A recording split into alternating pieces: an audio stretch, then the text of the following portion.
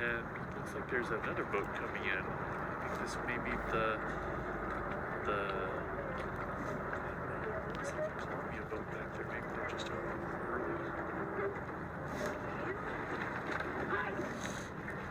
Yeah, these guys look lined up, ready to go. Yep. So they had, as we said, they had their weigh-ins for the lightweight rowers last night by Zoom, and there were some guys who didn't make weight, so I know that there were some scratches that were going on last night as they were trying to figure that out.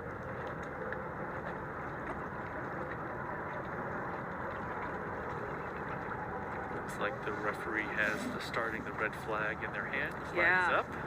We're ready. And there we go. There's a start. We're off. This is Harvard and Iona.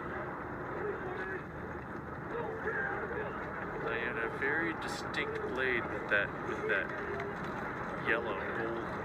It's not a usual color that we see much. Iona off at about a 44. Very nice little motion in that boat, actually. It's a nice opening sprint. Yeah. Blade staying in the water. Harvard up at a 40. Looks like Iona leading out, actually. I love to see this attack right from the beginning. Yep. And now the Harvard boat has gotten back into some better rhythm. Their first sort of 10 high seemed a little frantic. And Iona already open water in front of Harvard. Yep, Iona's lengthened out, 35, 36. Still pushing away nicely. Harvard here at a 37. All right, Iona was ready for that start. They really, really came out of the gates. I can't wait to see how Harvard responds. So sitting at the start didn't hurt them at all. Iona at a 35. Nice and long. Coming into the 500 at about a minute 45, a minute 46, which means they're about the same speed to this point as that Yale women's 8, actually. All right. And they're now, again, you just see there's just different base speed in these two crews. And a crew, again, the blades staying nice in and locked and pulling together, pressing all the way through the release and just sending the boat off the end of the stroke. The Yale, I've done it twice now.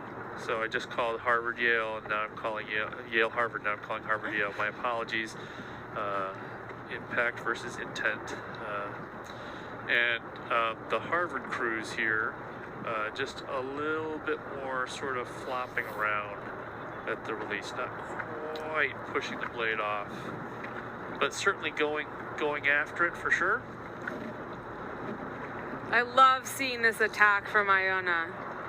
They look really confident. They look stoked. They do. And I would be too. Yeah, absolutely. That's very awesome. Nice, composed rowing, clearly sort of in their game. Look like they've been doing a lot of work together as a crew. Yeah, they do. Again, they've sort of lengthened out even now to about a 33. Just pushing the base speed. Nice tall posture. And soft shoulders. I really like the rowing out of that stroke. Yeah, me too. The wind's gonna pick up here. We'll see how they handle it. Absolutely.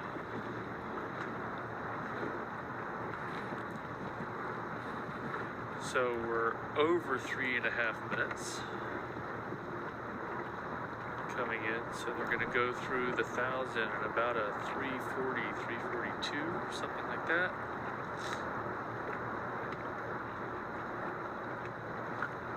And at this point, again, the coxswain just sort of keeping them clean, practicing whatever their race plan is. The Harvard men still going after it, just not quite moving together into the catch. So a little bit of missing water. Hard to get the impulse together.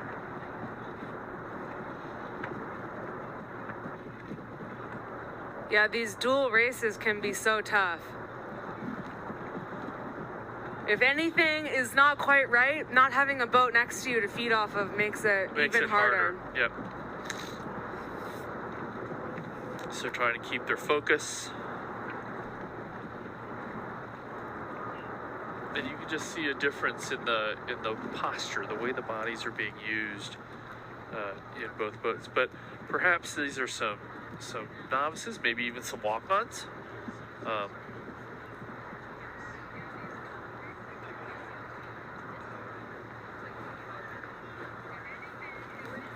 And they're going for it, but again, Iona just sort of opening up, moving away as they did from the very beginning of the race. It's sort of hard when you're out in front sometimes too, when you get this far apart, to hold your focus. Yeah, it can be. And if you have, if you weren't prepared to really come back into your own lane, it can be hard to make that switch mid-race. And you just didn't know, you didn't know who you were going to race, right? Yeah. This is early season, not quite sure who you're lining up against from the Harvard program with a lot of rowers in it.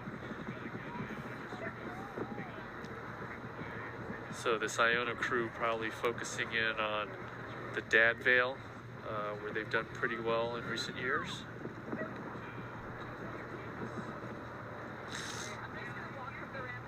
And they were through the 1500 in about 5:45 or so. So again, similar speed to that actually Yale women's varsity 8.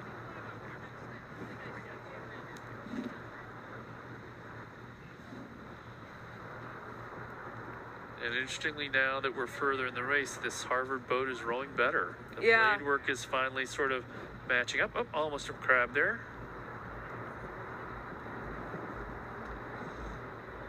And still having to learn how to suspend all the way into the release.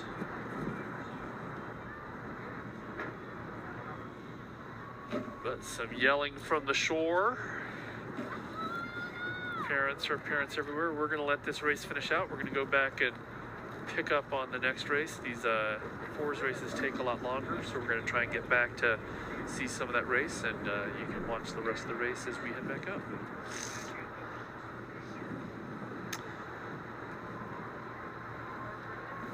Okay, Caitlin, so favorite international race? Oh boy, that's a tough one. Isn't it? Yeah.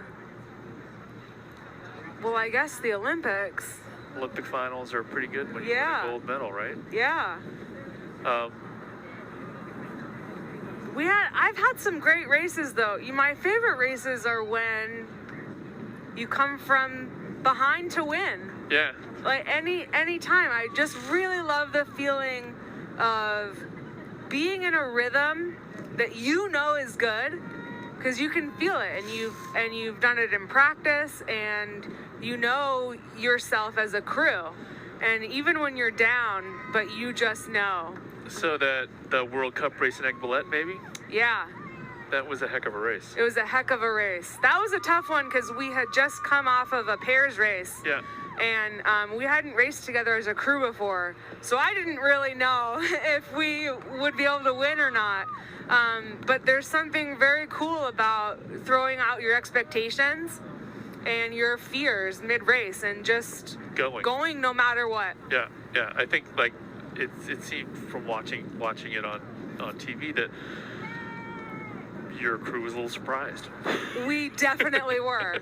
We did not know what was going to happen. We were surprised to be so far down at the start. Yeah. And we were surprised to come back through. But it's such a great lesson to learn what you can do when you're able to let go of whatever background thoughts you have in your head. Yeah. About what does it mean to be so far down? What does it mean to feel this tired right now? And just race. And you had such a target on your back. You know, I mean, people hadn't been able to take a race off of the U.S. women in